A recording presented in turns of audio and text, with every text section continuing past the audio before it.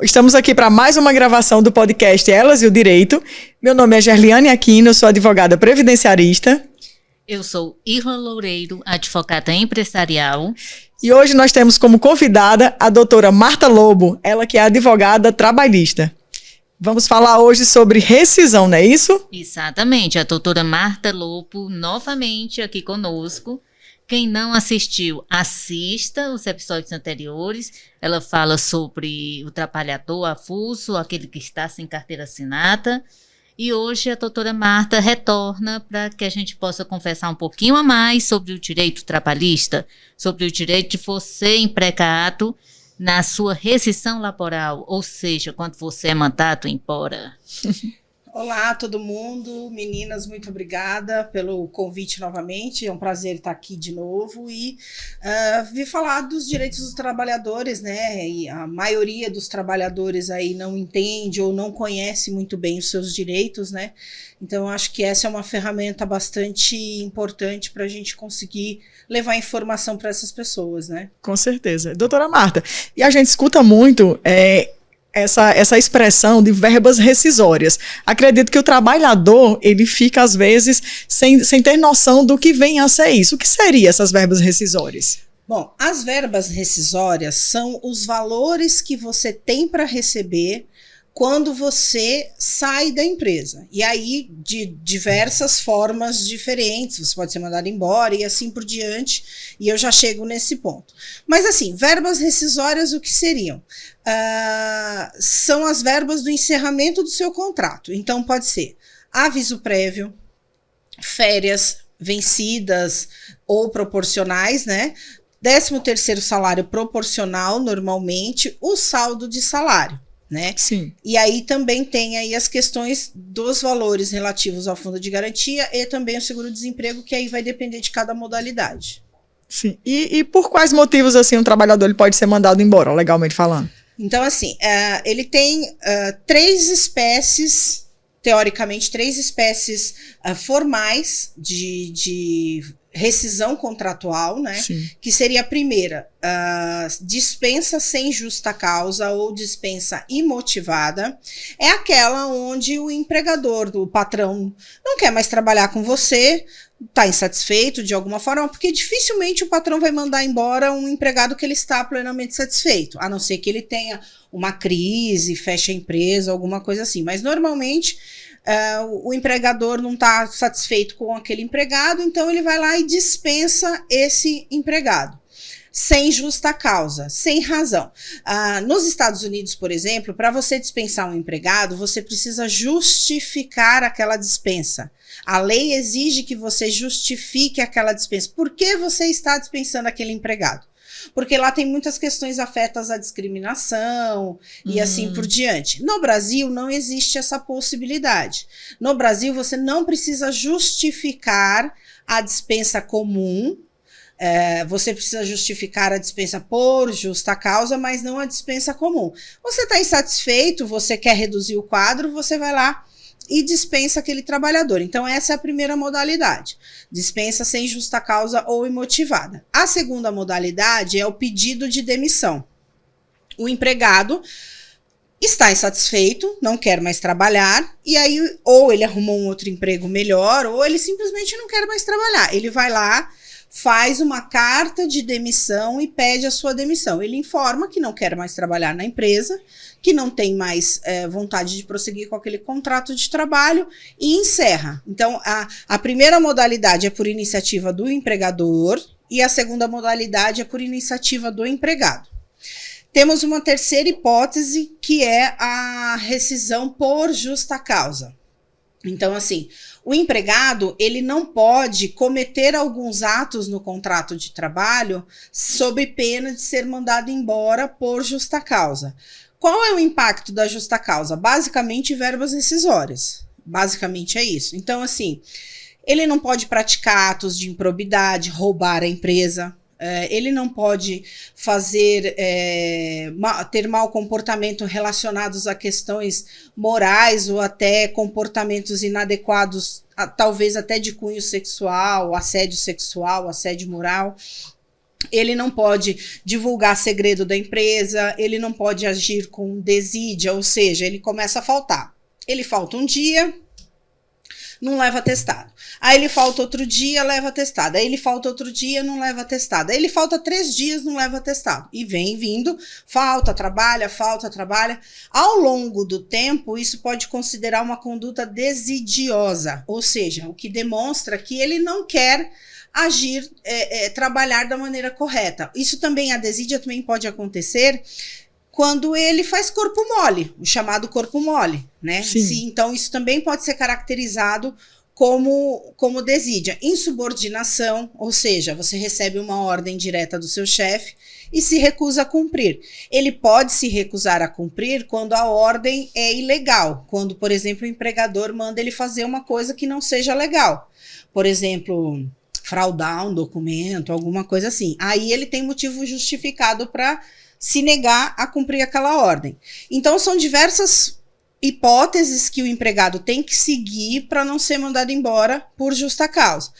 Algumas justas causas, elas são imediatas. Alguns atos são tão graves que eles são imediatos. Então, por exemplo, se o empregado roubou a empresa, não tem por que você dar uma advertência, depois dar uma suspensão e depois mandar embora. Você simplesmente... Eu já ia perguntar sobre isso.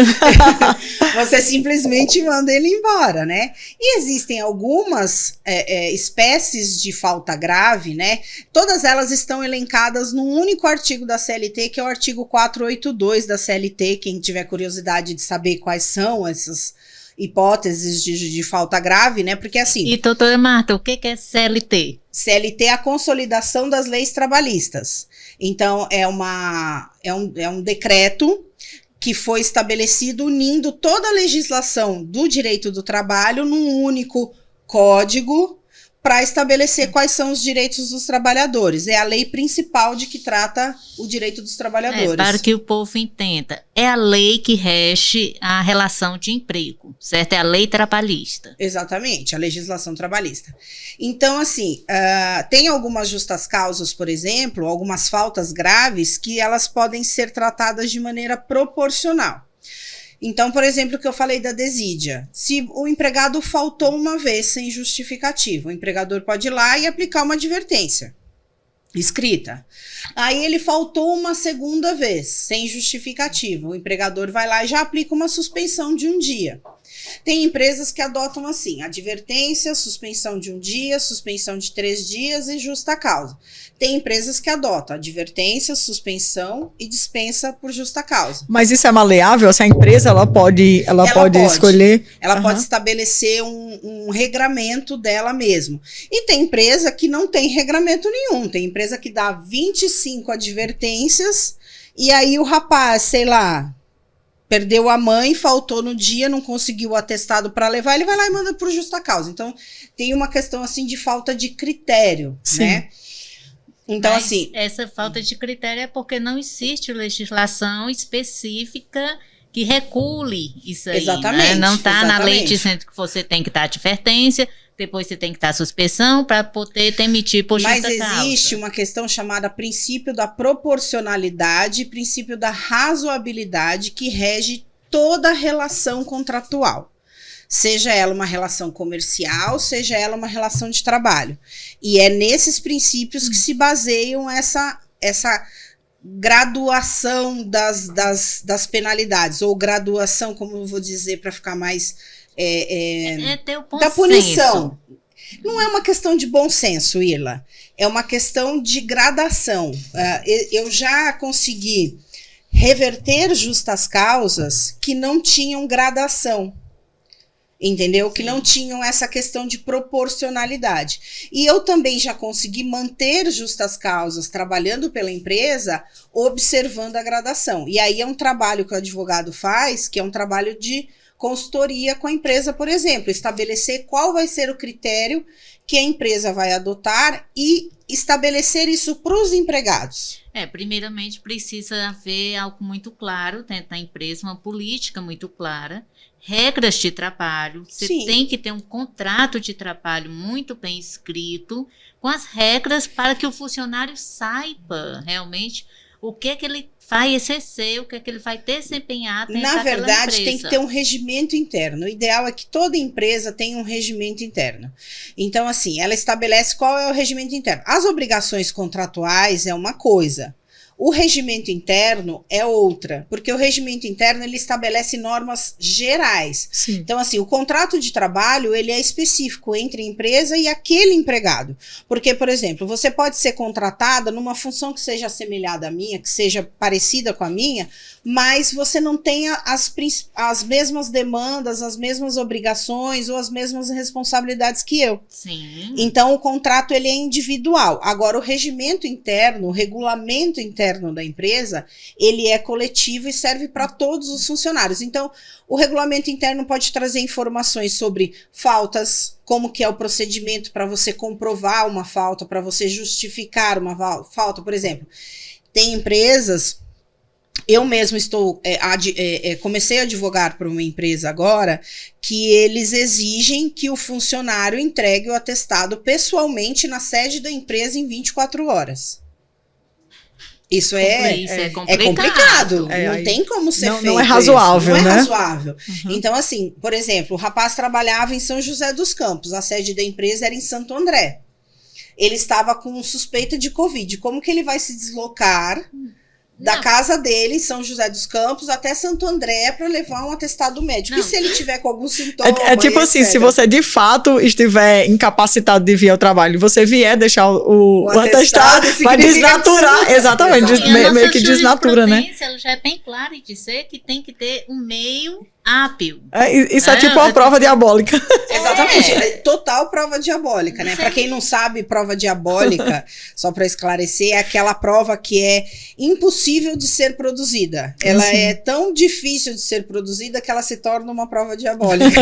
Entendeu? É impossível. Né? Então, assim, é aquela questão que eu estava falando, doutora Marta. É o mínimo de bom senso que você tem Exatamente. que ter. Não, sim, Claro. tem bom senso, mas tudo na vida a gente adota o bom senso, né? Mas para as empresas estarem respaldadas, estarem ali prevenidas, o ideal é que ela tenha um regimento interno. Sim. E o empregado, tendo conhecimento daquele regimento interno, ele também se previne, porque ele também não vai fazer nada de que ele não possa fazer dentro daquele regimento. Não vai estar a ermo, né? Sem saber o que pode acontecer. O regimento interno, ele faz lei entre as o partes. empregado e a empresa. Sim, certo? Exatamente. Tanto o empregado tem que cumprir, como também a empresa tem que cumprir. Isso é muito bom para casos de perseguição entre empresa e funcionário, né? Aquele funcionário que é perseguido, ou aquele funcionário que se faz de vítima da empresa. Certo? Tem também. É uma questão muito de você colocar no papel para que as partes entendam o que é os seus direitos e o que são as suas obrigações. E é importante também no regimento interno ter um canal em que o empregado consiga falar seguramente com a empresa. O regimento interno ele não pode ser só feito de obrigações.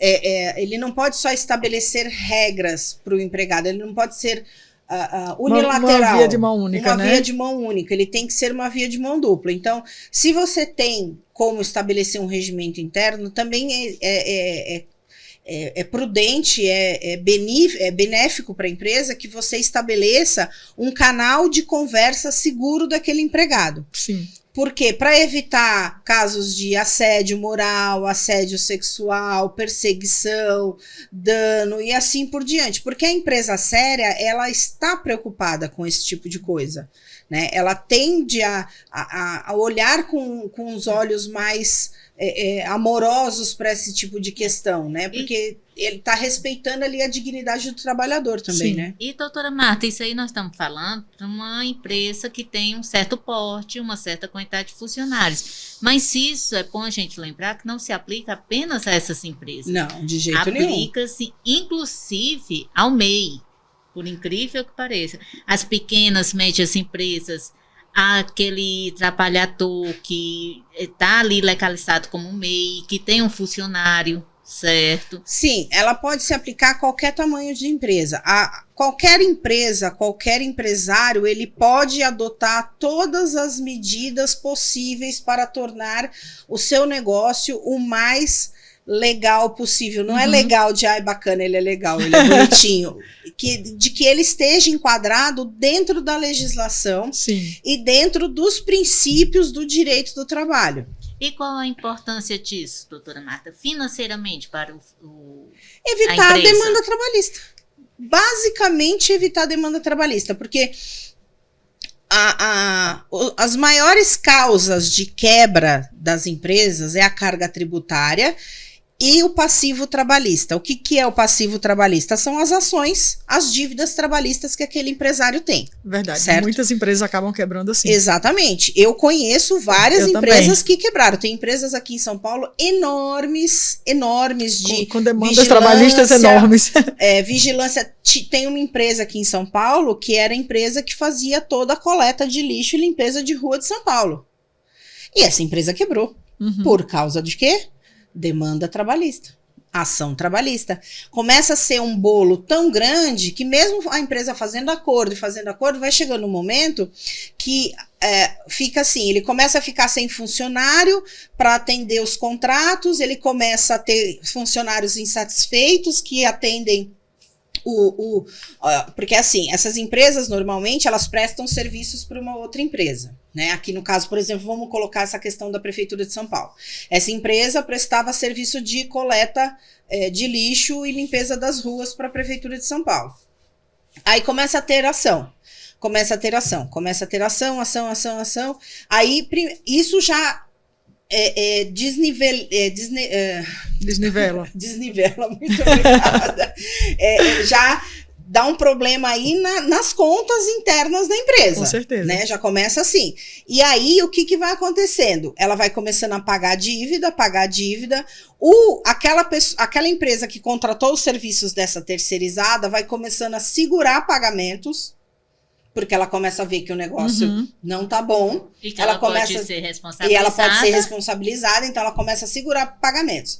Aí essa terceirizada aqui começa a atrasar pagamentos dos empregados ativos. E os empregados ativos começam a prestar o serviço de maneira ruim, porque ele está insatisfeito. E essa é a realidade da gente. Empregados insatisfeitos, ele não presta um bom serviço. Verdade. Doutora Marta, eu peguei um caso desse, onde nós vamos parar no Ministério Público do Trabalho. Sim. Que é um órgão, para quem não conhece, que justamente protege os funcionários, né? Tá ali para proteger o empregado, certo? E o que é que o Ministério Público do Trabalho faz? Ele chama a empresa, ele chama os funcionários, tenta solucionar, e quando não soluciona, realmente ela é fato à justiça, certo? E é causa também de quebra de muitas e muitas empresas. Sim, não, é clássico. O motivo de quebra, o maior motivo de quebra de empresa no Brasil é a carga tributária, é o passivo tributário e o passivo trabalhista. Ele chega um momento em que ele não suporta mais. Porque a carga tributária nossa é muito alta e quando começa a ter muita ação trabalhista, uma empresa aí que é constituída com um capital de 100 mil reais, mais ou menos, vamos dizer que a empresa vale 100 mil reais. Se chegar ao ponto dela ter 50 ações trabalhistas, 100 ações trabalhistas, já é pesado demais. E aquelas empresas prestadoras de serviços que você vai olhar o contrato social, um contrato social de 10 mil reais de capital social. Isso significa que se ela quebrar, você nunca vai receber um valor devido de verba trabalhista ou mesmo de tributo. E não precisa ser uma 50 reclamatórios trabalhistas, basta uma única. Uma única que seja alta. Se for um caso de um funcionário que faleceu por um acidente de trabalho. Basta uma única bem feita. Exatamente. Uma feita por mim. Verdade. Então, assim, é importante realmente que tanto funcionários conheçam os seus direitos, as suas obrigações, como também as empresas conheçam os seus direitos, as suas obrigações e procurem sempre advogados bons na área para que esclareçam vários pontos, prefinam problemas. Exatamente. E é isso que nós fazemos muito bem, né, doutora? Exatamente. Então, assim, voltando um pouco, tem a rescisão normal, sem justa causa, o pedido de demissão, a justa causa que sempre gera um pouco mais de a justa causa é mais complexa. Tem também a rescisão indireta, que é a justa causa do empregador, do patrão. É quando o patrão faz alguma coisa grave com o empregado e aí o empregado tem direito de rescindir o contrato de trabalho. Sabe como é que a gente chama isso? É quando o empregado demite o patrão. Sim, teoricamente ele demite o patrão, exatamente isso. Mas assim, como eu falei, tem o 482 da CLT, o artigo 482 da CLT, que trata das faltas graves dos empregados, o 483 trata das faltas graves do empregador. Então, assim, se o empregador deixa de pagar as verbas obrigatórias dele do contrato, horas extras, fundo de garantia, insalubridade, INSS nem tanto, mais fundo de garantia. INSS não é tão passível de gerar, tem muita discussão e normalmente pende, por quê? Vou dizer. O INSS, você reter o INSS do funcionário e não fazer o repasse, não, é apropriação. Aí é retenção dolosa. Aí é retenção, mas não repassar, somente não. Aí é uma coisa, você fazer o desconto na folha de pagamento e não repassar, aí é retenção dolosa. Aí sim eu concordo. Mas só a falta de recolhimento sem fazer a retenção do empregado, eu não entendo que geraria rescisão direta. Mas normalmente, quando a empresa ela não faz o repasse do FGTS, ela também não está fazendo repasse do INSS, porque é feito uma única folha. Nem sempre, porque assim, às vezes o que eu já vi acontecer, por exemplo, a empresa chegar e falar assim, eu preciso economizar 30 mil reais esse mês. Eu preciso cortar 30 mil reais esse mês. Onde eu vou cortar? Deixa de recolher o FGTS daquele mês. Porque no mês que vem ele pode fazer o recolhimento, e ele pode fazer o recolhimento até a data da dispensa. Ele paga juros e correção monetária lá dentro da Caixa Econômica, direto. Então, assim, às vezes, ele pensa em resolver uma situação ali urgente e o FGTS é uma das primeiras coisas que eles deixam de pagar. Entendeu? Porque não é uma coisa imediata ali para o empregado. Então, assim, tem... Então é que às vezes deixa de pagar e esquece de pagar. Exatamente. Esquece, né, de pagar. Então tem as obrigações contratuais, que ele tem que cumprir todas as obrigações do contrato. Sim. Se ele maltratar o funcionário, se ele perseguir, se ele assediar, tem uma série de hipóteses que normalmente é obrigação contratual e assédio moral. Resumindo, é quando ele meio que força o empregado a pedir demissão, né? Também, é que assim, existem duas situações. O assédio moral, Gerlian, eles são condutas reiteradas. Sim. Não é um único ato. Ele tem que vir sendo assediado ao longo do tempo.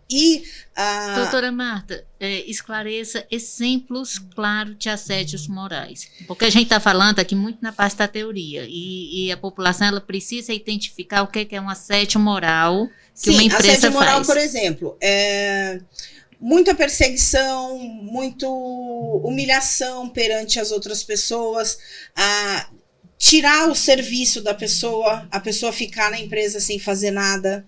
Isolar aquele funcionário dos demais funcionários. Dos demais. Isso, eu já tive uma cliente que eles colocaram ela como telefonista e não repassaram o telefone para ninguém. Ela passava o dia inteiro sem o telefone tocar.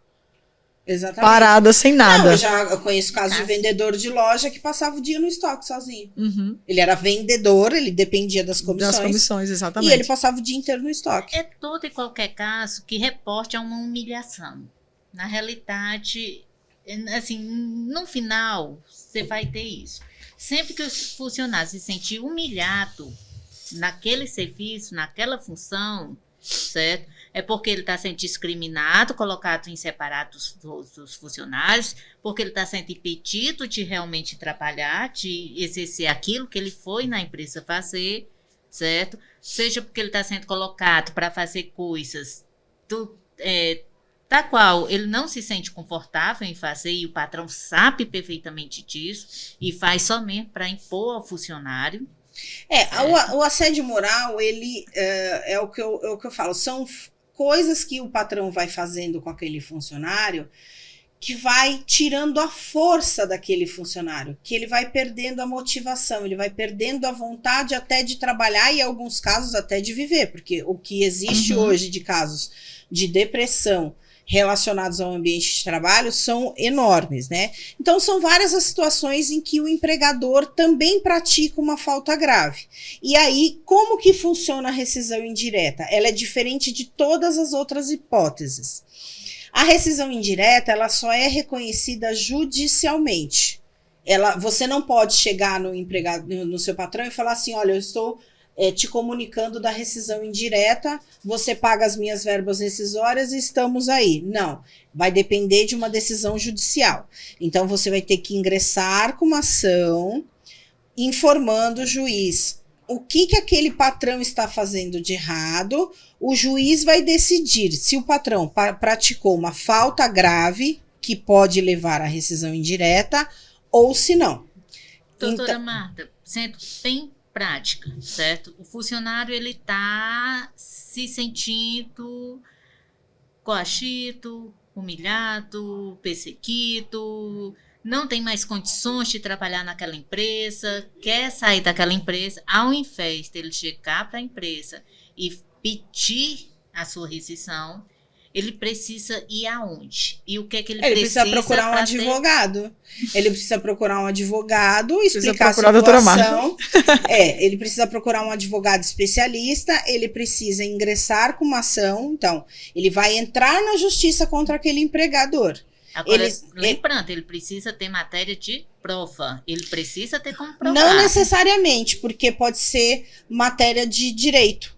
Por exemplo, se ele tem todos os comprovantezinhos dele, de ponto dele, que ele comprova ali que ele sai mais tarde todos os dias, juntamente com o olerite dele, que ele não recebe aquelas horas extras no olerite, eu não preciso de depoimento. Mas ele não precisa dessa prova documental. É uma prova documental, mas não é testemunha. Por exemplo, se eu não tenho o fundo de garantia depositado, eu só demonstro para o juiz o meu extrato do fundo de garantia e pronto, é matéria de direito, vai decidir se é devido ou não a rescisão, se aquilo é falta grave ou não, né? As testemunhas, as provas testemunhais, elas são mais necessárias quando é principalmente questão de assédio. Tá, eu acho que é importante a gente só repassar aqui, doutora Marta, que você possa explicar, só porque quando a gente diz assim, se for uma rescisão indireta, aí é necessário ir para acionar o Poder Judiciário, né? É importante só que você explique por que precisa ir ao Poder Judiciário. O que é que o empregado ele vai perder se ele não demandar judicialmente? O que é que ele vai deixar de receber? Porque assim, o que acontece? Ou são duas, quando ele está insatisfeito com o trabalho, que o empregador está praticando uma falta grave com ele, está fazendo alguma coisa errada, ele tem duas possibilidades: pedir demissão, certo? E aí a gente já vai entrar nas verbas que são devidas, né? Ele pede demissão ou ele ingressa com a ação para reconhecer a rescisão indireta. Qual é a diferença das duas? Se o juiz virar e falar, não, tá correto, foi rescisão indireta mesmo, a empresa praticou uma falta grave, você tem razão. Ele vai receber todas as verbas rescisórias como se ele tivesse sido demitido sem justa causa. Entendi. Então, ele vai receber aviso prévio, férias. Como se a empresa tivesse demitido o funcionário. Sem justa causa. Exatamente. Então, ele vai receber todas as verbas corretinhas. Como no pedido de demissão, ele não recebe. Ele não vai receber todas as verbas, ele vai receber parte das verbas. E aí a gente entra na questão do que é devido em cada tipo de dispensa. Mas a gente ainda tem uma espécie de rescisão contratual, que eu não falei, eu falei do pedido de demissão, falei da rescisão sem justa causa, da rescisão com justa causa, da rescisão indireta, e hoje, depois de 2017, a gente tem a possibilidade do acordo. Então, eu tô triste, eu tô insatisfeita, eu chego na Gerlinha, que é minha patroa, falo assim, olha, eu não quero mais ficar, mas eu não quero pedir demissão. Vamos fazer um acordo? A Gerlinha fala, não, vamos fazer um acordo. E existe essa outra modalidade, que é o acordo entre as partes, que também vem, qual é o resultado prático desse acordo? Diminui algumas coisas das verbas rescisórias. Então, você abre mão de algumas coisas para poder encerrar aquele contrato. Cada parte abre mão de algumas verbas. Exatamente. Verba não, de percentuais, né? Sobre essas verbas. Então, no acordo, quando as partes elas acordam, o valor que aquela pessoa teria de receber, o empregado, vai ser diferente dos exemplos de demissão. Exatamente, porque assim, vamos começar pelo acordo. O acordo entre as partes para rescisão contratual, ele tem direito a metade do aviso prévio, aí férias proporcionais, férias vencidas, 13º proporcional, eventualmente vencido, se for o caso, estiver atrasado, o saldo de salário. Com relação ao fundo de garantia, ele vai poder sacar 80% dos valores que constam lá depositados, e a empresa, ao invés de depositar a multa de 40%, ela vai depositar uma multa de 20%. Então, ele abre mão de metade do aviso prévio, ele abre mão de metade da multa e só pode levantar 20% aliás, 80% dos depósitos que estão na conta lá do FGTS. Aqueles 20% é dele, continua dele, fica retido. Mas fica retido, ele não pode sacar naquele momento. Isso entendeu? Aí acontece muito, doutora Sherliane, quanto tanto o empregado como a empresa não estão mais satisfeitos um com o outro, né? Aí fica a empresa sem querer demitir o funcionário, porque teria que pagar uma verba rescisória maior, e o empregado também sem querer pedir demissão, porque não quer perder, entre aspas, os seus direitos. Tá? Sim. É uma saída que o legislador encontrou para que as partes cheguem e confessem, olha, eu não estou mais legal na tua empresa, eu sei que também você não está mais me querendo. Agora, uma coisa que é importante falar, não existe aquele acordo em que o empregado tem que devolver a multa de 40% do FGTS. É acordo típico, né? Esse Desde acordo sempre. Não existe, a gente vê direto. Doutora Marta, isso não é acordo, isso é crime. Mas o que a população enxerga como acordo? Já diz assim, não, eu fiz um acordo com o meu patrão. Eu devolvi a multa de 40%. Mas, não. gente, isso é crime. Por quê? Porque no momento que você faz isso, certo? Você faz sacar o teu seguro-desemprego. Mas o seguro-desemprego, ele só é devido para o caso de quem é demitido sem justa causa. Outra coisa, o acordo entre as partes, é importante ressaltar esse acordo que você perde metade do aviso prévio, só pode sacar 80% do fundo de garantia e a empresa só paga 20% da multa do FGTS, não dá direito ao seguro-desemprego. Então, você acha que você vai fazer acordo e vai ter só 5 parcelinhas de seguro-desemprego lá? Não vai ter. Não vai ter. Cuidado, hein? Cuidado para fazer esses acordos. É importante ter ciência, né? Então, assim... O seguro-desemprego, ele foi criado justamente para aquele trabalhador que se viu sem um emprego...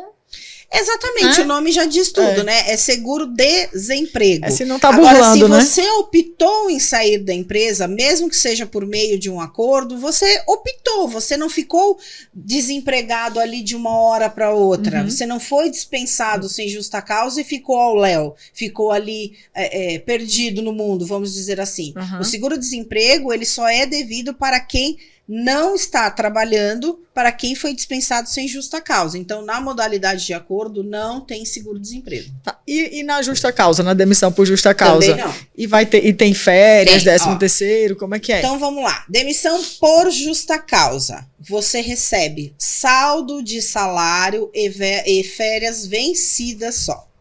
O que são férias vencidas, para quem não entende? Você entrou na empresa. O primeiro ano de trabalho chama período aquisitivo. É onde você ganhou o direito a ter as férias. Vai trabalhar para poder gozar das férias depois, né? Para poder gozar das férias no próximo ano.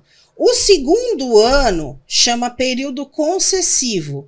É o período em que o empregador, o patrão, tem para te dar essas férias. Então, você começou hoje na empresa, o empregador, o seu patrão, pode pagar as suas férias até 23 meses. Não apenas pagar, mas também gozar as férias. Além de pagar, usufruir das férias. Descansar em relação às férias. Então, doutora Marta, é tema para muito podcast pela frente, certo? Então, para que não fique muito longo para os nossos ouvintes, vamos fazer um próximo podcast, pode ser? Claro. Na próxima semana? Claro que sim. Então já fica aqui marcado. Vamos encerrar e na próxima semana nós retomamos com o mesmo tema, Sim. fazendo nossa parte 2. Não exatamente. percam. Não percam a parte 2 das rescisões contratuais. Muito obrigada, doutora Marta. Obrigada, Obrigada, até a gente. próxima Até a semana. próxima. Tchau, tchau.